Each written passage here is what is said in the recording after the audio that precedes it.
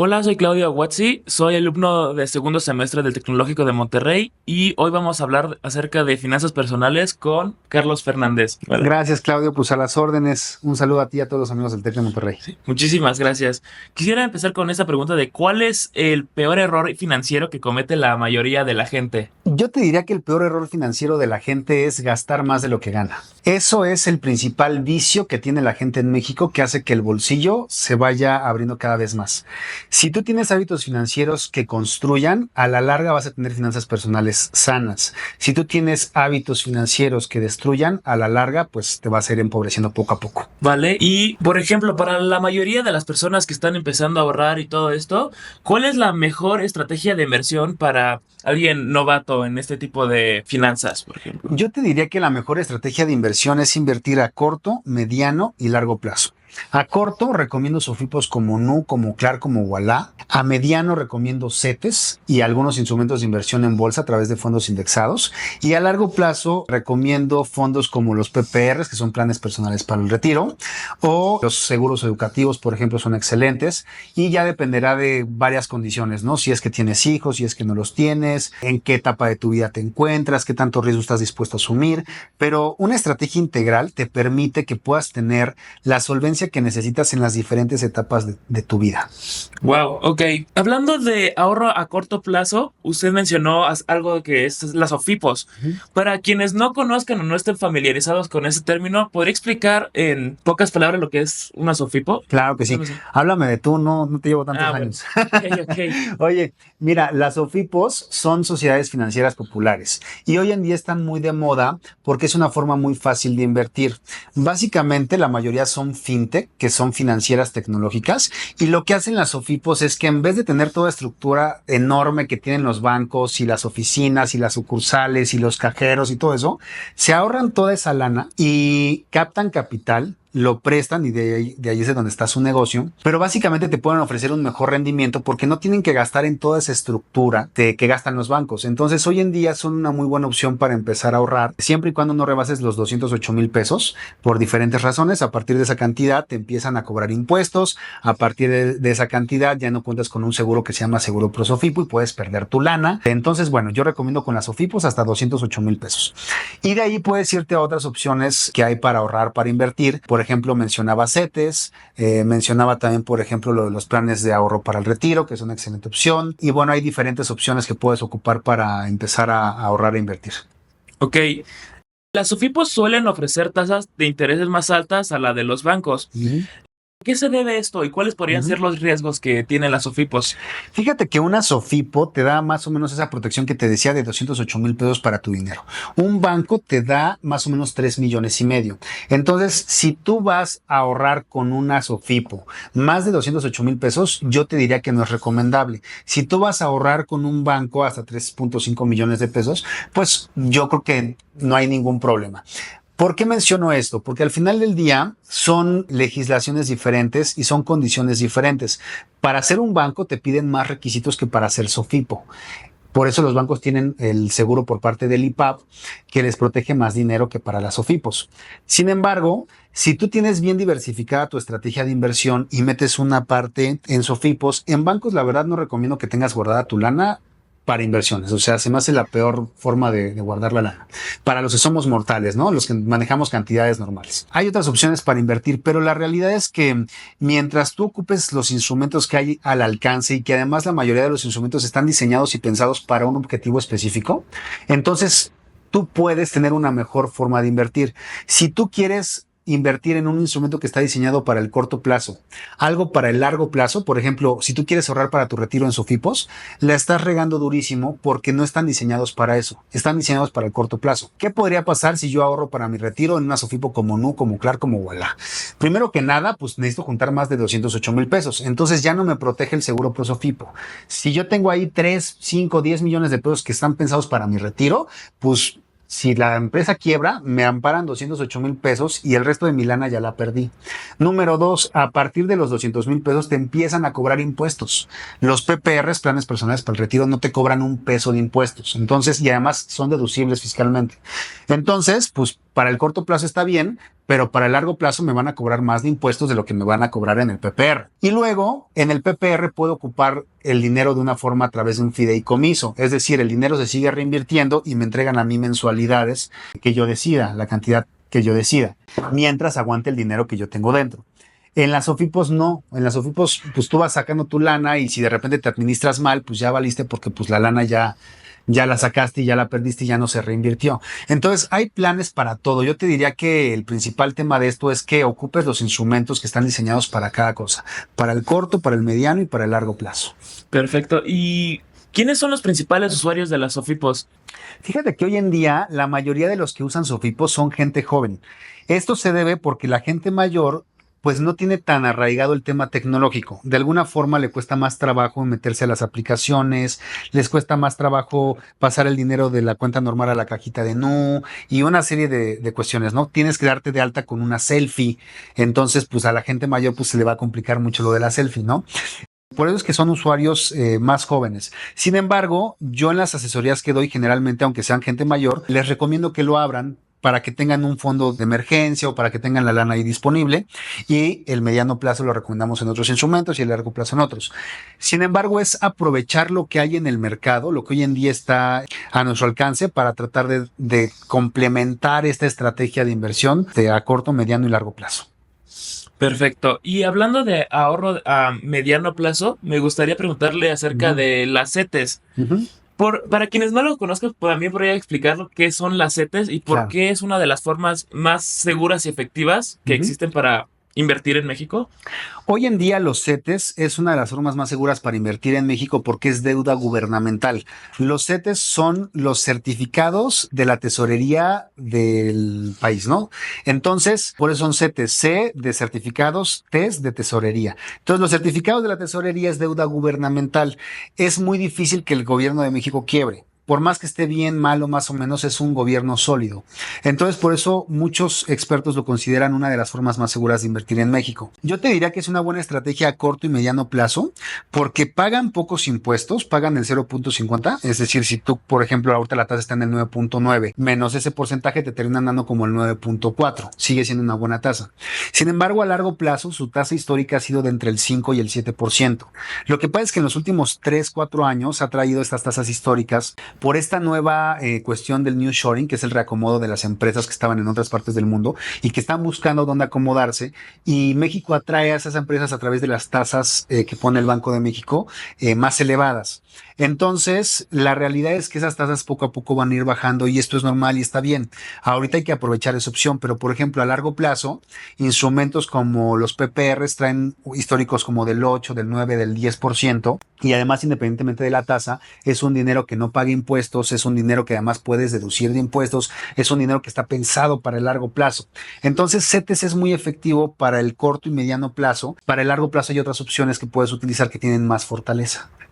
Ok, y por ejemplo, la mayoría de las personas que quieren ahorrar a largo plazo para, por ejemplo, un seguro de vida, para proteger a su familia, ¿cómo le recomendaría ahorrar a las personas? Ok, fíjate que la gran mayoría de los planes personales para el retiro tienen un seguro de vida integrado. Entonces, esto es maravilloso porque para los que tenemos hijos, mientras estás ahorrando y preparándote para tu retiro, para que además no le tengas que pedir a tus hijos cuando ya seas mayor, tienes un seguro de vida que te acompaña durante todo el plan. Y además deduces impuestos, deduces el 10% de tu ingreso anual o 200,000 pesos, lo que sea menor. Esto es un gran beneficio porque más o menos te regresan entre el 25 y el 30% de lo que tú pagaste de ese plan. Entonces, si le metiste 100,000 pesos al año, pues te van a regresar 25, 30,000, que además puedes reinvertir. Y si te dan, por ejemplo, esta tasa que te comentaba como del 8%, más lo que ganaste del incentivo fiscal, pues obviamente ya no se compara con CETES, no es mucho más lo que te dan. Y además aquí no te van a cobrar impuestos en lo que el dinero va creciendo. Y además cuando saques tu dinero, los planes personales del retiro tampoco te van a cobrar impuestos. Entonces, para el largo plazo es una forma excelente de ahorrar. Para el mediano plazo y el corto plazo, evidentemente, son opciones deplorables, porque al final del día, si tú sacas el dinero antes, te van a penalizar. Entonces, tú tienes que tener bien claro para qué es cada cosa. Hay algunos planes que son similares, pero que no tienen el beneficio fiscal y entonces no te penalizan si sacas la lana antes. Lo que hay que hacer en realidad es analizar tu situación financiera y con base en tus condiciones específicas, determinar qué estrategia te conviene más. Ok. Y ahora me gustaría saber una cosa, que usted tiene hijos, ¿no? Yo tengo una bebé de 1 añito y 6 meses. ¿Qué tan seguro y qué tan eficientes son los seguros educativos que se pueden dar aquí en México? Ay, está padrísima la pregunta. Yo te preguntaría a ti que estás en el TEC de Monterrey. ¿Conoces a alguien de tu escuela que tenga o que haya tenido seguro educativo? Ah, sí, claro, varios de mis amigos lo tienen. Ok. Los seguros educativos, que yo contraté ya el mío para mi bebé, son una maravilla porque es garantizar la educación de tus hijos, que es lo que más amas, para lo que trabajas generalmente es para darle lo mejor a tus hijos. Y la forma más eficiente de prepararlos para la vida afuera es darles una buena educación. Ahí los vas a rodear de gente con la que seguramente más adelante van a poder hacer equipo, de la mentalidad y de una larga lista de etcéteras. Entonces, los seguros educativos lo que hacen es que te permiten tener un instrumento formal de ahorro. Te dan un seguro de vida que te acompaña durante todo el plazo, prácticamente gratuito por estar ahorrando con la aseguradora. Y al final del plazo te regresan toda la lana que metiste más rendimientos e interés compuesto. Si lo empezaste a tiempo, por ejemplo, yo el de mi bebé lo empecé a sus 9 meses. A mí me van a dar más del doble de lo que yo junte. Y además tengo protección en caso de invalidez, en caso de fallecimiento. Y pues cuando mi hija llegue a los 18 años, pues le van a dar ese ahorro que estaba planeado. Entonces son una idea maravillosa para garantizar la educación de lo que más amas en la vida, que generalmente pues son los hijos. Me parece bastante interesante eso. Y bueno, hemos estado hablando de formas bastante seguras de invertir para el futuro, pero ahora me gustaría saber algo que ya está bastante de moda, que son las criptos. ¿Qué opina usted de las criptos y el futuro para la inversión personal, para las finanzas personales? Yo te diría que las criptos es hacia donde todo el mundo se dirige y hacia donde en algún momento vamos a llegar. Las criptomonedas, este sistema de blockchain, es algo a donde todo el mundo vamos a llegar. Sin embargo, hoy en día estamos en una fase experimental. Todavía es un modelo muy reciente. En los mercados, la realidad es que 10, 20 años todavía es un modelo reciente. Yo te diría que, aunque vamos para allá, imagínate que el día de mañana sacan una moneda que sea la moneda con blockchains de criptomonedas, que sea la que todos los países se ponen de acuerdo y la que van a ocupar. ¿Qué pasaría con los que invirtieron durante toda su vida en Bitcoin? Perderían su dinero. O sea, si sale una nueva moneda que sea la que el nuevo orden mundial va a determinar que va a ser en la que van a invertir todos los países, todas las demás criptomonedas perderían su valor. Las criptomonedas hoy en día están basadas más que en otra cosa en la especulación. Hoy en día se especula qué tanto va a valer Bitcoin, qué tanto va a valer esta, aquella, la otra. Entonces, ese es el riesgo de las Bitcoin, que todavía están en una fase experimental. Yo te diría que si tú quieres invertir en eso, destines una cantidad que estés dispuesto a perder. Puede ser tu mayor acierto, porque la gente que empezó a invertir en Bitcoin y hoy en día sigue con Bitcoin, podría sacar su lana y se vuelve millonario. Pero si tú toda tu lana la dejas ahí y le apuestas a eso, que además ahorita ya no es un buen momento para invertir a Bitcoin porque ya está altísimo, y sale otra moneda que sea la que predomine, entonces pues vas a perder tu lana. Por eso es que es importante entender que las inversiones hay que tener riesgos conservadores, moderados y arriesgados. Hay un riesgo que no está determinado por las instituciones, que yo añadiría que sería extra arriesgado, que ahí estarían para mí las criptomonedas hoy en día. Sí, métele a lo extra arriesgado, porque no arriesga no gana, pero métele una parte que estés dispuesto a perder. Ok, entonces le recomendaría, por ejemplo, como usted dice, a las personas mortales invertir en criptomonedas o que mejor se vayan a lo seguro, que son los seguros, los SOFIPOS o las CETES. Yo recomendaría que inviertas un poquito en CETES, que inviertas un poquito en SOFIPOS como NU, que inviertas un poquito en tu PPR, si tienes hijos Sí. en su plan de educación, y que inviertas un poquito en criptomonedas. Pero no, de hecho, eso es lo recomendable en general. Cualquier experto serio en temas de inversión te va a decir que diversifiques tu lana. El que te dice, no, todo méteselo acá porque no sé qué, es alguien que al final del día no está arriesgando su dinero, sino el tuyo. Y hablando de esto que dice que las criptos cambian su valor y tenemos que predecir esto de alguna forma u otra, algo que está de moda también es la inteligencia artificial. Ujú. ¿Cómo se podría usar la inteligencia artificial para predecir el valor de, por ejemplo, la Bitcoin? Ujú. Fíjate que hoy en día los algoritmos de la inteligencia artificial hacen que puedan predecir ciertos escenarios. La realidad es que hoy en día la inteligencia humana no permite a nadie, esto lo ha dicho Warren Buffett y otros inversionistas sí súper importantes, nadie tiene a ciencia cierta lo que va a pasar en los mercados, porque al final del día, aunque parece que estás jugando con números, en realidad estás jugando con emociones humanas. Porque los mercados dependen de cuando los inversionistas quieren meterle más lana a algo o quieren vender sus acciones porque ya sienten que hay mucho riesgo o porque hay una crisis o una pandemia o COVID. Entonces, al final del día, los mercados dependen de la especulación. Yo te diría que hasta el día de hoy no hay una inteligencia artificial que te pueda decir qué va a subir y qué va a bajar con total certeza. Seguimos en las inversiones desde que se iniciaron hasta la fecha con toda la inteligencia artificial dando palos de ciego. O sea, no vemos y tratamos de adivinar lo que va a pasar. Con base en eso podemos tratar de saber en dónde invertir y en dónde no. La realidad es que la única forma de garantizar que nos vaya bien en las inversiones es diversificar nuestro dinero. ¿Usted le ve futuro a la inteligencia artificial dentro de estas finanzas? El que no le vea futuro a la inteligencia artificial ya se quedó muy atrás. La inteligencia artificial hoy en día es una realidad y va a seguir avanzando conforme pasen los años. En las finanzas yo te diría que todavía más, porque al final del día es una forma de predecir lo impredecible.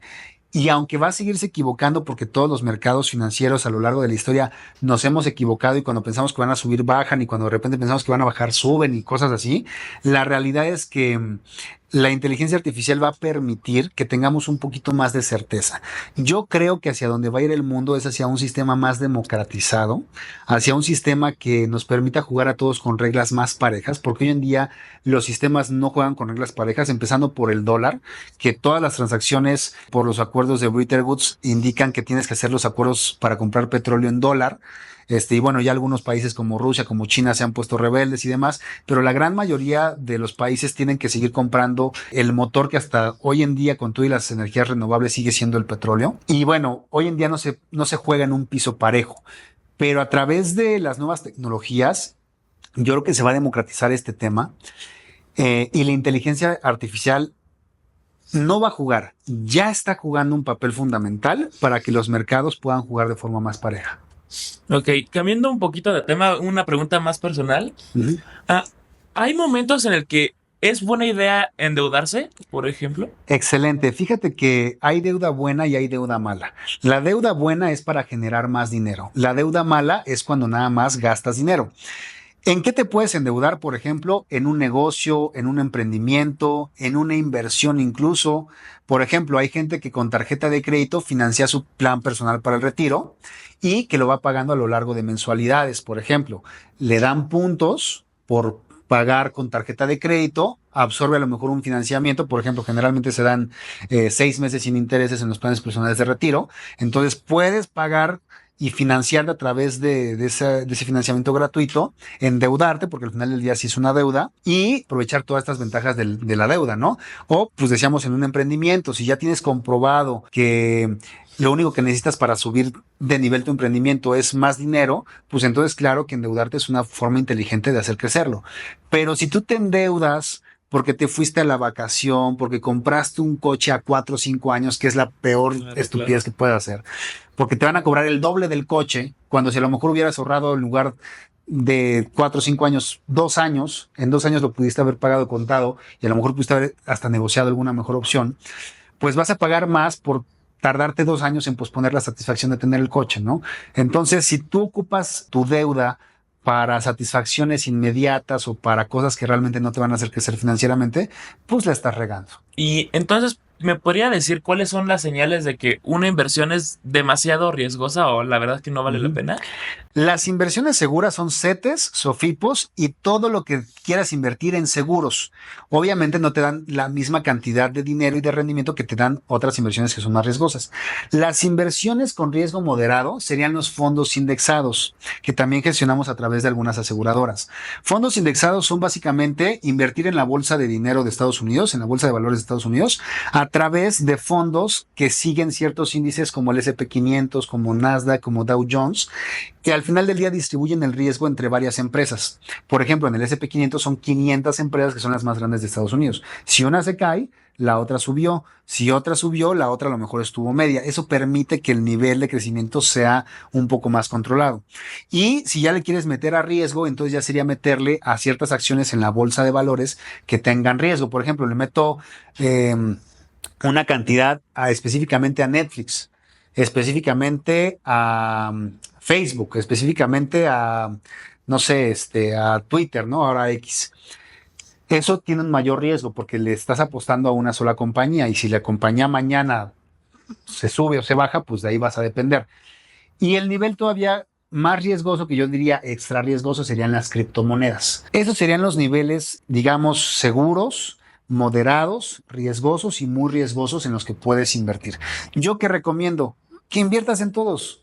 O sea, que inviertas tantito en un seguro, que inviertas tantito en CETES, tantito en SOFIPOS, que le metas tantito a la bolsa. Por ejemplo, puedes invertir en fondos indexados a través de aseguradoras que te van a cobrar como un 1% de comisión. No es nada. Y ellos van a encargarse de toda la parte y de todas formas en otras instituciones también te van a cobrar comisión, porque así es como está legislado para que tú puedas invertir en ese tipo de fondos. Entonces, pues esa es una forma, digamos, con un riesgo moderado. Y ya si quieres arriesgarte, pues yo te diría que ya tienes que tener una preparación en finanzas personales, en finanzas de bolsa de valores, que ya sepas más o menos cómo funcionan los mercados para aventarte a invertir, porque si no lo conoces, es muy posible que pierdas tu lana. Para la gente que no sabe de inversiones, lo más atinado es meterla a lo que es renta fija y a lo mejor meterle un poquito a la renta variable a través de fondos indexados. De ahí en adelante no recomiendo que le metan, porque al final del día no conocen y cuando tú inviertes en algo que no conoces, puedes perder tu dinero. Ok, y entonces para finalizar esta sección, las personas que quisieran aprender acerca de eso para no perder su dinero, si se le mete todo, por ejemplo, a una cripto, Ujú. ¿cómo le recomendarías educarse en finanzas? Sí. Es muy buena esa pregunta porque la forma más natural de empezar a aprender algo que te interesa es empezar a investigar sobre ello. Y hoy en día puedes investigar en redes sociales, en páginas, en libros. Yo te diría que, por ejemplo, si quieres investigar en redes sociales también se vale. Hay muchos videos como este en donde únicamente hablamos de eso. Hay otros lugares donde hablan de entretenimiento, de espectáculos, de cosas. Pero si tú quieres aprender sobre finanzas, pues sigue cuentas como esta y las de otros colegas que también tienen mucha información importante que aportar. Si además quieres aprender más, pues hay algunos libros, por ejemplo, de finanzas personales, los básicos como El hombre más rico de Babilonia, Padre rico, padre pobre, El flujo del dinero. Hay algunos más específicos como Imbatible, Tony Robbins, en donde habla justamente de los fondos indexados. Y bueno, puedes meterte el mejor inversor y hay muchos títulos que puedes aprender. La realidad es que si no sabes y te metes estos títulos, no vas a entender nada y te vas a confundir muchísimo. Pero si tú ya investigaste un poquito por tu parte a través de este tipo de videos, ya más o menos en lugar de ver, no sé, una serie, te pusiste a ver un documental en Netflix que hay sobre el dinero y cuestiones así, entonces ya puedes ir buscando materiales más avanzados conforme tu conocimiento te lo vaya pidiendo. Vale, pues muchísimas gracias, creo que se respondió todo, así que muchísimas gracias. Gracias a ti, Claudio, y un saludo a los amigos del TEC de Monterrey.